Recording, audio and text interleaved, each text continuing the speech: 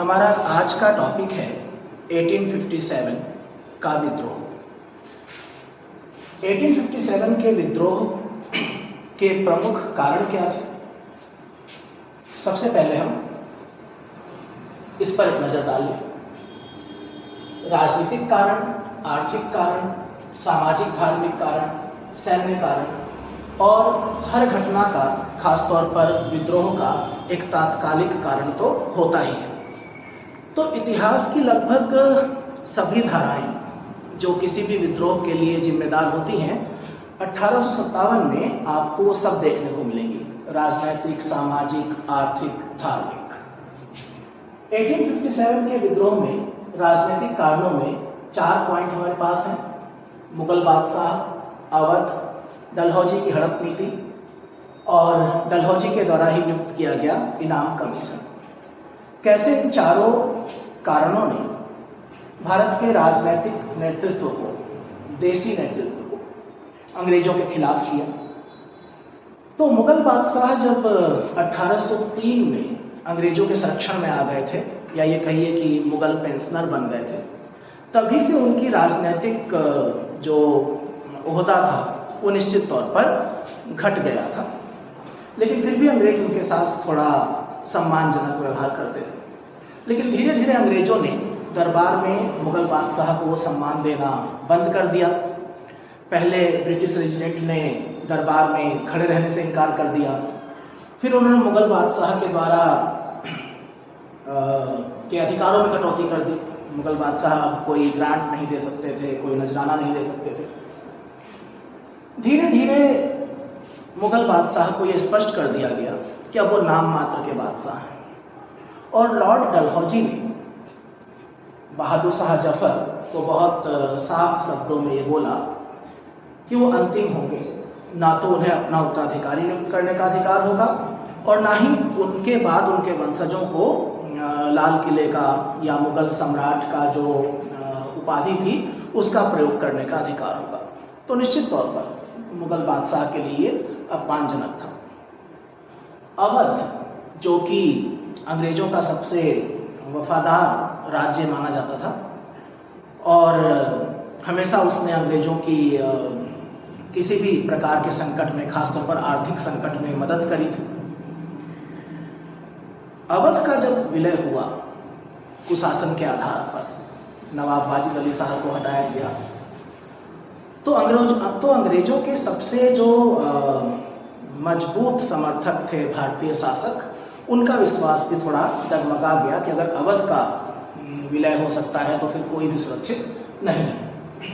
इसके अलावा सतारा, बघात, उदयपुर, करौली, तमाम ऐसे देसी रियासतें थीं जिनके राज्यों को डलहौजी ने हड़प नीति के तहत ब्रिटिश साम्राज्य में शामिल कर लिया था। इसके अलावा चाहे वो नाना साहेब या अन्य शासक, अंग्रेजों की नीतियों से वो असंतुष्ट थे। इनाम कमीशन, जो कि डलहौजी ने जागीरदारों और जमींदारों के पास जो भूमि थी उसकी जांच के लिए बनाया था, लगभग 30 से 35,000 जागीरों की इसने जांच करी थी और 20,000 से अधिक जागीरें जब्त कर ली गई थी। तो पूरे राजनीतिक वातावरण में एक प्रकार का भय था कि किसी की भी जागीर या राज्य सुरक्षित नहीं। हालांकि जब विद्रोह हुआ तो उसमें ऐसे राजा भी शामिल थे जिनकी रियासतों पर कोई संकट नहीं था या जिनकी जागीरों को नहीं छीना गया था। तो ये विद्रोह सिर्फ इसलिए नहीं था कि कुछ राजनीतिक तत्व असंतुष्ट थे, लेकिन हाँ, ये मुख्य कारणों में से एक था। इसके बाद आर्थिक कारण। अंग्रेजों की भू राजस्व की जो नीति थी उसने भारत में ग्रामीण क्षेत्रों में दरिद्रता को बढ़ावा दिया था। किसान कंगाल हो गए थे और ब्रिटिश भू राजस्व नीति की वजह से जब अकाल जैसी कोई आपदा आती थी तो और गंभीर हो जाती थी। भुखमरी फैल चुकी थी। अंग्रेजी भू राजस्व नीति का एक परिणाम भूमि का विखंडन और मुकदमेबाजी ये वृद्धि थी। ग्रामीण क्षेत्रों में महाजनों, सूदखोरों, वकीलों और जमींदारों का एक नेक्सस बन चुका था, जो पूरी तरीके से ग्रामीण अर्थव्यवस्था को चौपट कर रहा था, और किसान और कारीगर दोनों उसकी चपेट में आ चुके थे। अगर 1857 के विद्रोह, जो कि मूलतः एक सैन्य विद्रोह के तौर पर शुरू हुआ और आगे चलकर के बड़ी तादाद में उसमें सिविलियंस, खासतौर पर किसान शामिल हुए, तो उसका बहुत बड़ा कारण, या कहिए कि सबसे प्रमुख कारण,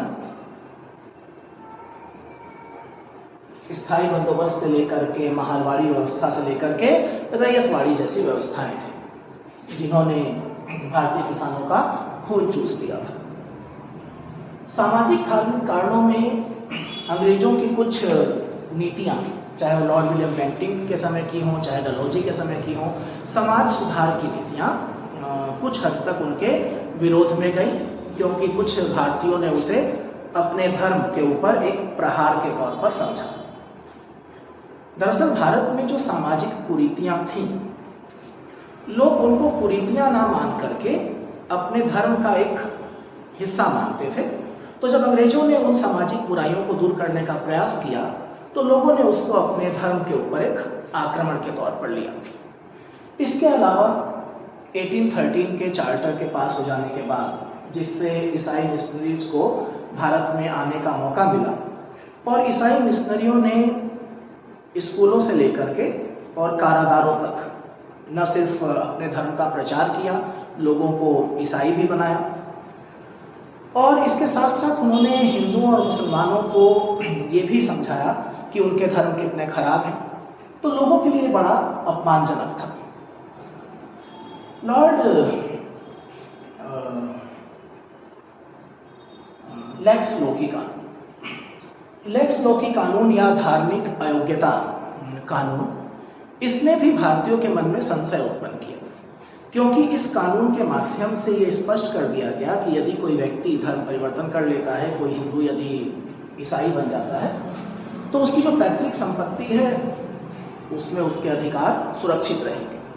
तो इन सब कारणों से भारत में हिंदू और मुसलमान दोनों शंकित हो गए कि अंग्रेज उन्हें ईसाई बनाना चाहते हैं। सैन्य कारण, भारत में अंग्रेजों का जो नियंत्रण था, निश्चित तौर पर उसके पीछे सबसे बड़ा कारण सेना थी, और उस सेना में बहुत बड़ा हिस्सा भारतीय लोगों का था। भारत में स्थित ब्रिटिश सेना का बहुत बड़ा हिस्सा भारतीय लोगों का था। 5:1, 2,38,000 भारतीय सैनिक और उनके साथ लगभग 45,000 अंग्रेज सैनिक। इसके बावजूद भारतीय सैनिकों के साथ भेदभाव किया जाता था। भेदभाव न सिर्फ उनके वेतन में अंतर था, बल्कि उनके प्रमोशन के जो चांसेस थे उनमें गजब का भेदभाव था। किसी भी भारतीय सैनिक के लिए किसी कमीशन पद पर जाने की कोई संभावना नहीं होती थी। साथ ही साथ भारतीय सैनिकों को अंग्रेज सैनिकों और अधिकारियों के द्वारा एक प्रजातिगत भेदभाव, एक रेशियल डिस्क्रिमिनेशन भी झेलना पड़ता था। इसके बावजूद वो ब्रिटिश सेना का हिस्सा थे। समय समय पर कुछ विद्रोह हुए, जैसे कि 1806 में वेल्लोर में एक विद्रोह हुआ। ये विद्रोह मूलतः एक कैप को पहनने को लेकर के हुआ था कि भारतीय सैनिक जो हैं वो पगड़ी नहीं पहने, तिलक वगैरह नहीं लगाएं, और एक हैट लगाएं जिसमें कुछ चमड़े का इस्तेमाल हुआ था। और उस चमड़े को लेकर के सैनिकों की अपनी आशंकाएं थी, हिंदुओं की भी मुसलमानों की भी। तो वेल्लोर में 1806 में विद्रोह हुआ था। 1824 में बैरकपुर में विद्रोह हुआ। 47th रेजिमेंट ने बर्मा जाने के नाम पर विरोध किया था, और बर्मा जाने का मतलब समुद्र पार करना। और उस समय जो उच्च जाति के सैनिक थे उनमें समुद्र पार करने का अर्थ था कि निषेध था समुद्र पार करने। 1844 में वेतन भत्तों को लेकर के फिरोजपुर 64th रेजिमेंट में विद्रोह हुआ और स्वाभाविक है कि ये सभी विद्रोह दबा दिए गए, कुचल दिए गए। 1854 में पोस्ट ऑफिस एक्ट बनाया गया जिसके द्वारा सैनिकों को जो निःशुल्क डाक की सुविधा थी वो समाप्त कर दी गई। इससे भी सैनिकों में थोड़ा असंतोष था। 1856 में सेना भर्ती अधिनियम पास किया गया। इसके द्वारा प्रत्येक सैनिक को ये स्पष्ट कर दिया गया कि उसको जरूरत पड़ने पर कहीं पर भी नियुक्त किया जा सकता है, अर्थात उसको समुद्र पार सेवा भी देनी पड़ सकती है। और समुद्र पार करना धार्मिक तौर पर हिंदुओं के लिए उस जमाने में धार्मिक निषेध था एक प्रकार से। वो जो 2,38,000 की सेना थी उसमें बंगाल सेना सबसे बड़ी थी और बंगाल सेना में अधिकतर उच्च जातीय ब्राह्मण और क्षत्रिय वर्ग के लोग थे। और जैसा कि चार्ल्स नेपियर ने कहा था कि उच्च जातीय भाड़े के सैनिक, हालांकि उन्हें शायद याद नहीं रहा होगा कि इन्हीं उच्च जातीय भाड़े के सैनिकों ने उन्हें हिंदुस्तान जीत के भी दिया था। तो 1856 तक इस तरीके से सेना के अंदर असंतोष था। और सबसे महत्वपूर्ण तात्कालिक कारण, हर विद्रोह का एक तात्कालिक कारण होता है। 1857 के विद्रोह का भी तात्कालिक कारण बना। सेना ने पुरानी ब्राउन बैच बंदूकों को हटा करके न्यू इनफील्ड राइफल का प्रयोग आरंभ कराया। इन राइफल्स को लेकर के सैनिकों के बीच में एक संदेह था, खासतौर पर बंगाल सेना में। संदेह यह था कि जो इस राइफल के कारतूस थे उनमें चर्बी का इस्तेमाल किया गया था, उनकी कैप को दांतों से काटना पड़ता था और संदेह ये था कि उनको उस कैप को नरम करने के लिए उसमें गाय और सूअर की चर्बी का इस्तेमाल किया गया था। इसकी वजह से हिंदू और मुस्लिम सैनिकों में असंतोष उत्पन्न हुआ। 23 जनवरी, अब यहाँ से एक सीक्वेंस देखिए आप घटनाओं का विद्रोह तक। 23 जनवरी 1857 को सबसे पहले दमदम के सैनिकों ने इन राइफलों का प्रयोग करने से इनकार कर दिया। उसके बाद 26 फरवरी 1857 बहरामपुर के सैनिकों ने इनकार किया। 29 मार्च 1857 1857 के विद्रोह में ये तिथि प्रीलिम्स में पूछी गई है कई बार। 29 मार्च 1857 बैरकपुर 34th रेजिमेंट के एक सैनिक मंगल पांडे ने विद्रोह किया। न सिर्फ विद्रोह किया बल्कि उन्होंने अपने अंग्रेज अधिकारियों के ऊपर हमला भी कर दिया। एक अंग्रेज अधिकारी मारा भी गया, लेफ्टिनेंट बाग, एक घायल हुआ। मंगल पांडे को पकड़ लिया गया और 8 अप्रैल को उन्हें फांसी दे दी गई। इसके बाद ये बंगाल की घटनाएं 23 जनवरी से लेकर के 8 अप्रैल तक। मेरठ में 24 अप्रैल को देसी घुड़सवार सेना के 99 सैनिकों ने इन चर्बी वाले कारतूसों का प्रयोग करने से इनकार कर दिया और जैसा कि उम्मीद थी अंग्रेज अधिकारियों ने सभी को गिरफ्तार कर लिया। 9 मई को इनमें से लगभग 80 या 85 सोल्जर्स को 10 वर्ष का कारावास दिया गया। इस सजा को सुनाए जाने के अगले ही दिन 10 मई को मेरठ में तैनात समस्त भारतीय सेना ने विद्रोह कर दिया। मेरठ में उस समय लगभग 2200 के आसपास ब्रिटिश सोल्जर्स थे, लेकिन वहां पर जो कमांडिंग अफसर थे उन्होंने इस विद्रोह को रोकने का कोई खास प्रयास नहीं किया। 11 मई को